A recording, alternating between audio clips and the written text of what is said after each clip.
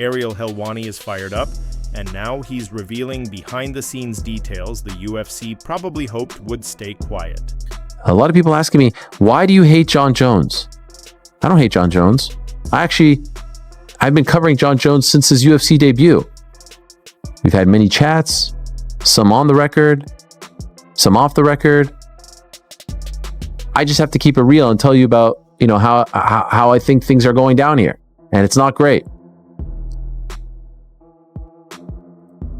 Not happy about it. Like I said yesterday, a mockery has been made of the sport, of the belt. The most important thing in this sport is the belt. The most important thing to the UFC is the belt. That's what everything gears towards. And they have told us they hate when people vacate the title or don't want to defend the title. Well, that's what's happening right now. So tell me where I've been unfair. Tell me where I've lied. Tell me where I've been biased. I saw some people saying yesterday, like, oh, he just defended the title. All right. Are we going to wait till November to strip him? The fight that they want to book is for November. It's for MSG. According to Ariel Helwani, Jon Jones is officially on the clock. Behind the scenes, the UFC has reportedly set a quiet internal deadline, and if Jon doesn't commit to defending his title soon, they're ready to take the belt away. Of course, the top choice is we want to see Jon Jones versus Tom Aspinall. It's the number one fight that the UFC could put on right now. The most interesting and high-profile fight. No one feels otherwise. No one. Not a soul. Everyone wants to see that fight. Maybe for you, it's number 2 behind Ilya and Islam, which we're not getting either. Or Kayla Amanda, which we are hopefully getting. But there are a few bigger fights, and Dana White himself has said it's the biggest fight in the heavyweight division. And judging by how things are playing out, that deadline is closing in fast. Helwani didn't pull any punches. He said what many in the MMA world have been thinking, Jon Jones isn't just avoiding Tom Aspinall, he's making the UFC look powerless in the process. Even worse, the mystique around Jon, the aura that once made him the most feared name in the game, is starting to fade. Fans are beginning to mock what they used to revere. Meanwhile, Jon keeps tweeting, cracking jokes, throwing shade at Francis, and shifting the blame onto the UFC. But what there? Still isn't? A real answer on when, or even if, he'll defend his heavyweight title. And that he's ducking Tom Aspinall and stuff like that. He said, I spoke to the UFC a long time ago about what my future plans are. I haven't really worked out since my last fight in New York City. Honestly, I believe it's in the UFC's best interest to keep presenting me as the company's champion, not Tom. And then he goes on to say, I've just been playing the role of the company man by doing nothing at all and holding all the position.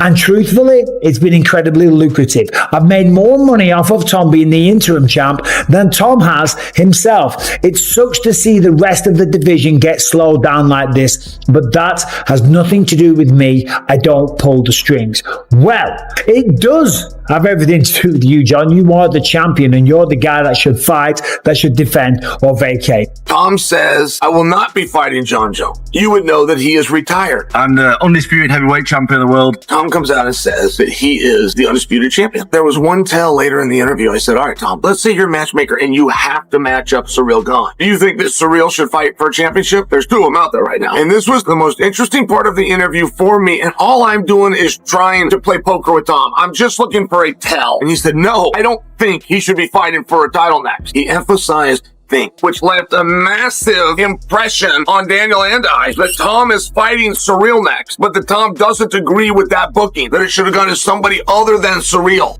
Meanwhile, Tom Aspinall remains stuck in the waiting game. He's the interim champion, the guy who stepped up on short notice, delivered a brutal finish against a top contender, and yet he's still left in the dark. No confirmation, no communication, just silence and more stalling. This is the only sport in the world you can have somebody hold your career back. Yep. I've been almost a year inactive with no prospects of anything. Just be ready and we'll just let you know. Yeah. And it's kind of difficult, like mentally to, this is the fight against Jon Jones. Like, not the fight is another thing. Yeah. This is the tricky bit where I really have to stay switched on, stay motivated, and I'm trying my best. It's tough. As you said a minute ago, no one really knows what's going on behind the scenes apart from me. Exactly. You're in office cooking. I train all the time anyway. Just because I've not got a fight doesn't mean I don't train. I honestly can see Jon's point of view. I get it. Yep. I get it. It's just about the title for me. Yep. I just want the title, that's it. Yep. Does nothing else really matters. So you're like, let me do my thing. Let me fight. I just want to fight. And I think that's the respectful way to go about it. It's like, you don't care if it's Jon, and it's no disrespect to Jon, it's no disrespect to anybody out there. You're just trying to fight. Yep. I just want to fight. Yep. The UFC is about one guy being the champion of each division. I defended the interim once already. It's almost unheard of that. It's unprecedented. I thought it was silly the first time, to be honest. The reason that I did it, the first time I fought Curtis Blades, it went down as a loss. I got injured. The worst moment of my career, one of the worst moments of my life. I wanted to redeem myself and get the legit victory against Curtis Blades because it was unfinished business. Like, that was hurting my ego, and I wanted to prove that I was better than Blades, which I did in the rematch, and I defended the interim. Something else, that particular fight was in Manchester, in my hometown. I wanted to fight in my hometown. I don't know if I'm ever going to be able to do that again in front of a sold out, brand new Co-op Live arena in Manchester, England. I don't know if I'm ever going to have the opportunity to do that again. So for them two reasons, that's why I defended the interim. I'm not doing it again.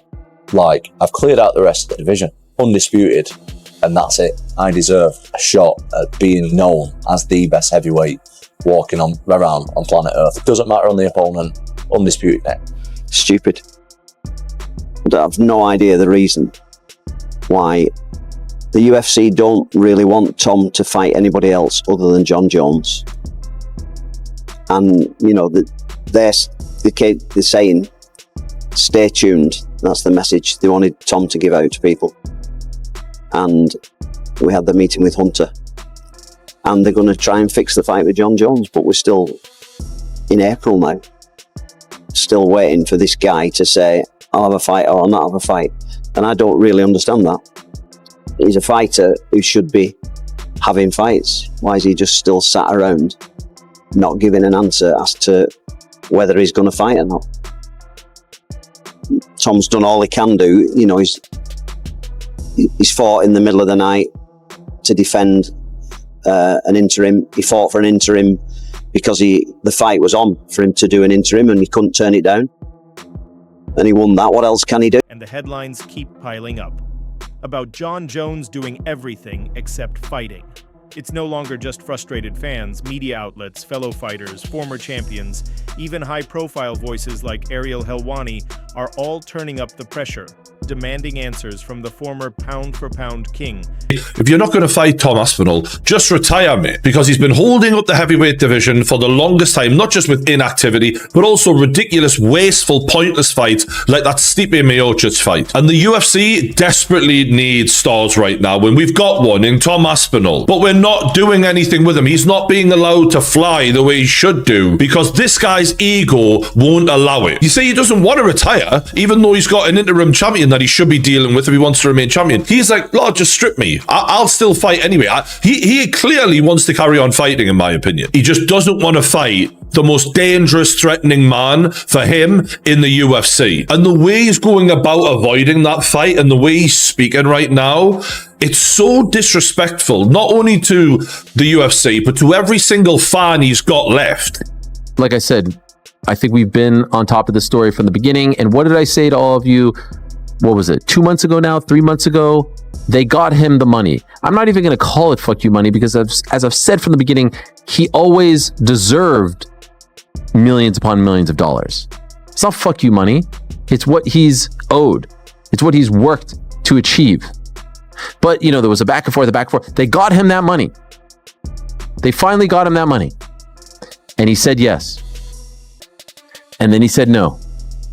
And since he said no, they've been trying to figure out a way to get him to do this fight. One last fight. He ain't budging. And he's been starting to give us some sort of indication, hints that he is not interested.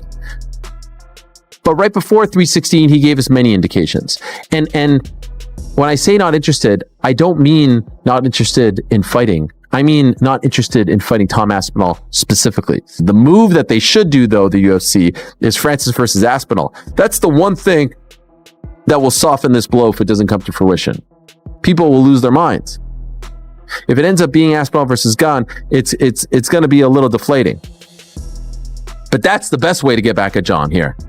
You held us up. You made a mockery of our title. There is nothing. Chael said it on the show last week. There is nothing the brass hates more than someone who vacates the belt when they're on top. Look at how they reacted to Henry, to GSP. Cyril Gane is maybe next opponent for you? Well, he can fight Almeida first because he refused to fight with me. So now, before he jumps back in and waits for a shot, he can fight Almeida. Them guys can fight, and the winner can fight me. Cyril tweeted that he thinks you should be careful what you wish for, and he'll see you in Paris. How do you think you match up against Cyril? I better be careful, apparently. Yeah. I think I match up pretty well against him. I think I'm equally as fast as him. I move equally as well. The difference is I can grapple. I've got a lot of power.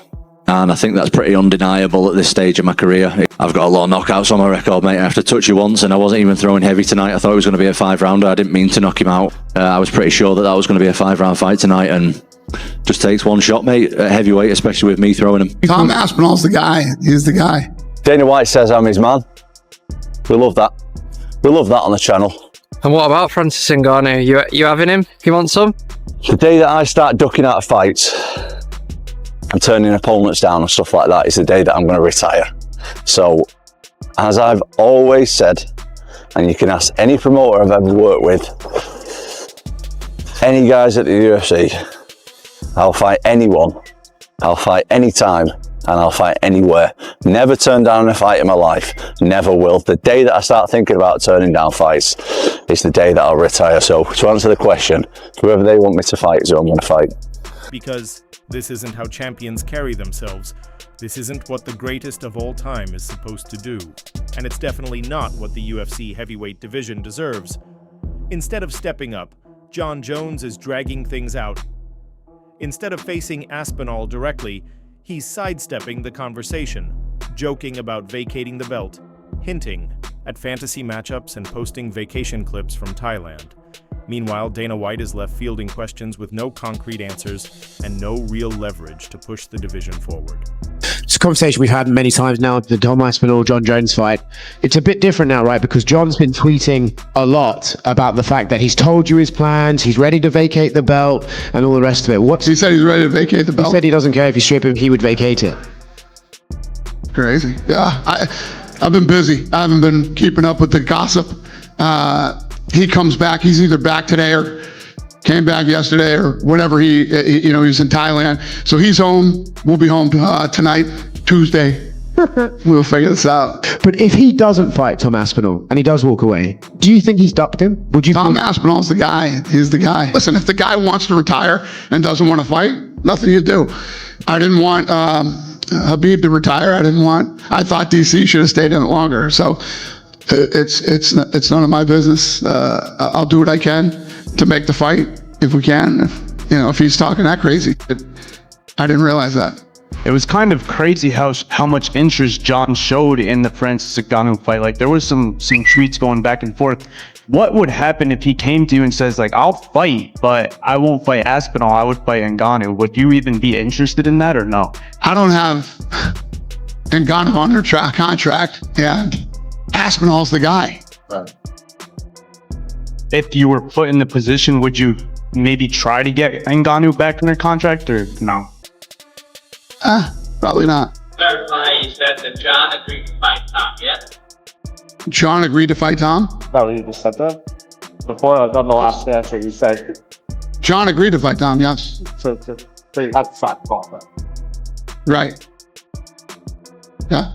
I mean, you guys have heard me for the last however long. I said, I guarantee you this fight's going to happen. This fight's going to happen. Fight's going to happen.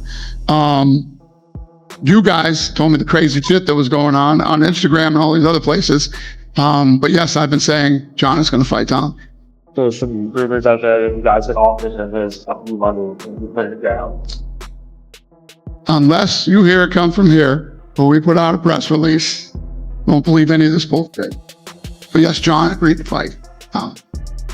Fact. And that's exactly why frustration is boiling over across the MMA community.